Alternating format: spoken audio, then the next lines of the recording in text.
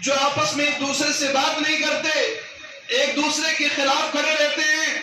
معزز مسلمان بھائیوں، یہ مہینہ ہے، اگر ہم اسی طرح اختلاف کرتے رہے، اسی طرح نفرت کرتے رہے، حسد کرتے رہے اور جلن سینے میں رکھا، تو یہ بات یاد رکھیے، یہ رمضان المبارک کا مہینہ چلا جائے گا اور ہمارے گناہوں کی معافی تک نہیں ہو پائے۔ آپ جانتے ہیں اللہ تعالیٰ کے ہاں اعمال کو جب پیش کیا جاتا ہے سوموار کو اور جمعرات کو، اللہ تعالیٰ ہر اس آدمی کے گناہ کو معاف فرما دیتا ہے جو شرک نہیں کرتا ہے، جو اپنی پیشانی کو دوسری جگہ اللہ کے علاوہ کسی اور کے لیے نہیں ٹیکتا ہے، کہیں سجدہ قبر کے سامنے نہیں کرتا، ادھر ادھر نہیں کرتا، صرف اللہ سے لو لگاتا ہے۔ لیکن دو لوگوں کا معاملہ اللہ تعالیٰ ویٹنگ لسٹ میں ڈال دیتا ہے، پینڈنگ کر دیتا ہے۔ کون دو لوگ؟ جو آپس میں اختلاف کرتے ہیں، سلام کلام بند ہے، دعا بند ہے، بات چیت بند ہے۔ اللہ تعالیٰ کہتا ہے انظروا ہذین حتی یصطلحا، انظروا ہذین حتی یصطلحا، انظروا ہذین حتی یصطلحا۔ رواہ مسلم کی روایت ہے۔ اللہ کہتا ہے ان دونوں کو چھوڑ دو، ابھی جانے دو ان کو، جب تک یہ صلح نہیں کر لیں گے، جب تک ان کے گناہوں کو معاف نہیں کیا جائے گا۔ ہم رمضان میں خوب نیکیاں بٹور رہے ہیں اور بھائی سے جلن ہے، حسد ہے، کینہ کپٹ ہے، ہمیشہ پلانی کر رہے ہیں، ہمیشہ پیچھے فتنہ پھیلا رہے ہیں۔ یہ چیزیں مناسب نہیں ہے۔ وقت ہے، اب بھی وقت ہے، اب بھی ٹائم ہے جس سے بات چیت آپ کی بند ہو۔ مائیں بہنوں سے بھی میں کہنا چاہوں گا کہ آپ کا اگر کسی سے بات چیت بند ہے تو فوراً معاملے کا اللہ بھلا کروا لیجئے، صلح کر لیجئے اور بات چیت چالو کر دیجئے۔ سلام دعا چالو ہو جانا چاہیے، نہیں تو خوب عبادت کریں، خوب نیکیاں کریں اور معاملہ پینڈنگ میں چلا جائے، ویٹنگ لسٹ میں چلا جائے تو فائدہ کیا ہے؟ لہٰذا ہمیں اور آپ کو اس ماہ مبارک میں اگر گلے شکوے ہیں، نفرت ہے دل میں، عداوت ہے دل میں، اس کو ختم کرنے کی ضرورت ہے، اس کو مٹانے کی ضرورت ہے۔ اور رمضان مبارک میں ایک کام یہ بھی کرنا چاہیے، انسان افطاری کرائے۔ افطاری کا معنی زیادہ تر لوگ یہ سمجھتے ہیں نماز کے بعد کھانا کھلانا، نماز کے بعد کھانا کھلانا نہیں۔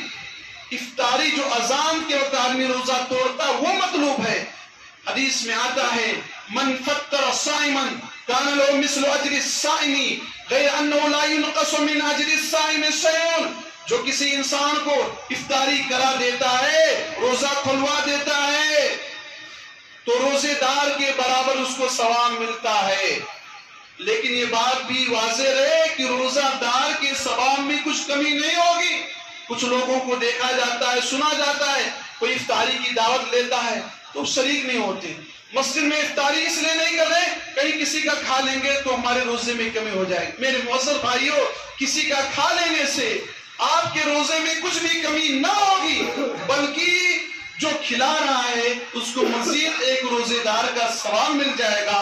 10 لوگوں کو کھلا رہا ہے، 10 لوگوں کے روزے کا ثواب مل جائے گا اور روزہ رکھنے والے کے ثواب میں کچھ بھی کمی نہ ہوگی۔ اور ایک چیز عورتوں سے خاص طور سے میں کہنا چاہتا ہوں کہ رمضان مبارک میں آپ پکوان سے زیادہ، کھانے پینے کی چیزوں سے زیادہ عبادت پہ فوکس کیجئے۔ یہ مہینہ عبادت کا مہینہ، یہ مہینہ نوافل کے اہتمام کا مہینہ، صدقہ خیرات کا مہینہ، روزہ رکھنے کا مہینہ، قرآن مجید کی تلاوت کرنے کا مہینہ، غریب و مسکینوں کا خیال کرنے کا مہینہ۔ لیکن افسوس کے ساتھ یہ ہوتا ہے ہماری مائیں بہنیں اذان ہونے تک پکوڑیاں تلتی رہتی، کھانے بناتی رہتی ہیں۔